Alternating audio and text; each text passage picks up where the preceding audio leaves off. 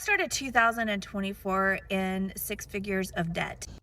Then in March, I decided that I was going to pay off my debt. I decided that it was just time to tackle it. I managed to travel and have experiences, but the difference is I cash flowed it. The experience that we did was $1,500 and I paid. Wait.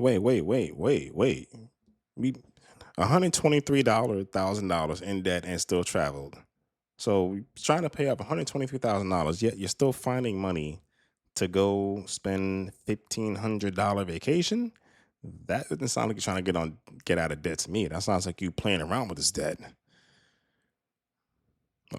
Paid $248 in interest. Dumb. I'll never regret that experience. Concerts. Imagine Dragons, free. Kelly Clarkson, financed and paid off.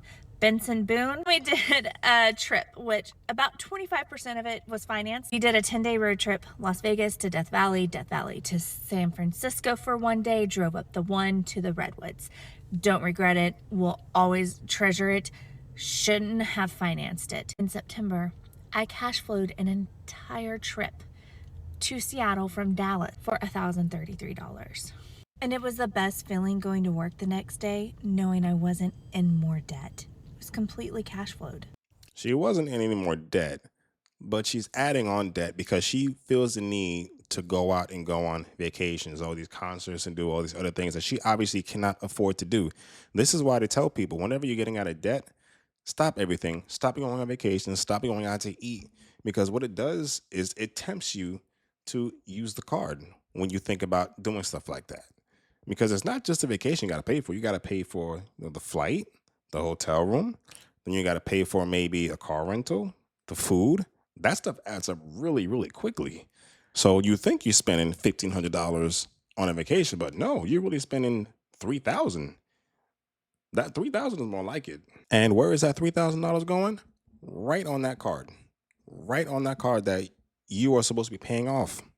But instead, you're out here playing with it, still using it to finance your vacations that you can't afford. This woman will never get out of debt. And I have to say, I look really, really dark right now. I've just been outside. Yeah, I tanned like crazy right now. That is absolutely insane. But anyway, this woman needs to stay home. She does not need to be financing any more vacations. She has gone to probably many places while she's trying to get out of debt. She needs to focus on getting out of debt because it's not going to go away if she keeps adding on to it, trying to say, oh, I deserve a vacation. Like, no, you don't. You don't deserve a vacation. You don't deserve anything unless it has been given to you. If no one is giving it to you, you don't deserve it. If you go out and buy it yourself, that's not you deserving it. That's just you going out and buying it yourself. But people love to say that they deserve things. Like you deserve what? A nice BMW? Why? What makes you deserve that car? Because you want it? That's not why you deserve it. Because when you got that $2,000 payment and then you got that $3,000 repair bill, yeah, you deserve that, all right, don't you? Let's continue. My entire point is you can choose to go gung-ho and pay off all your debts, have holes in your shirt, eat rice and beans, or you can live a little while you're paying down debt. You just have to be intentional with your money. And the only thing that is separating you from paying off any debt in 2025 is you. Because I was that person less than a year ago. And it took me 11 years to get where I'm at. So don't beat yourself up. And just do the thing. Write down your debts. Create a budget. Be intentional about where you want your money to go. You're going to get there.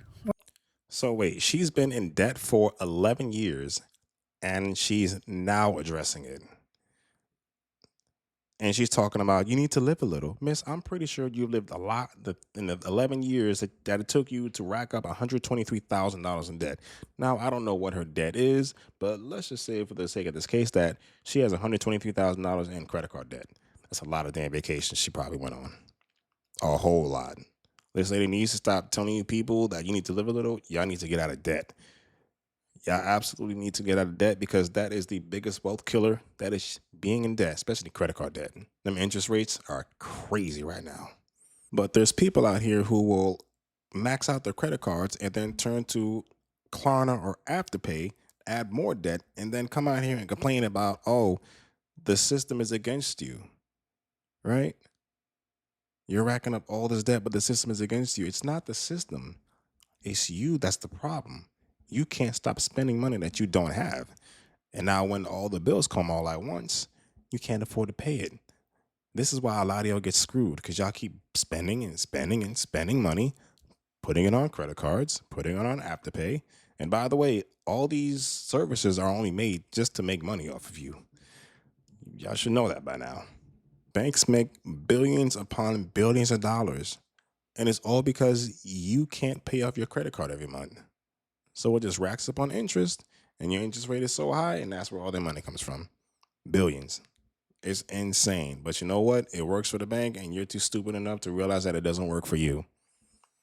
I have $16,000 worth of credit card debt that I am working to pay off, and we are going on a family vacation in June. So let's talk about vacations. I've paid off $13,000 worth of credit card debt in the last 2 months.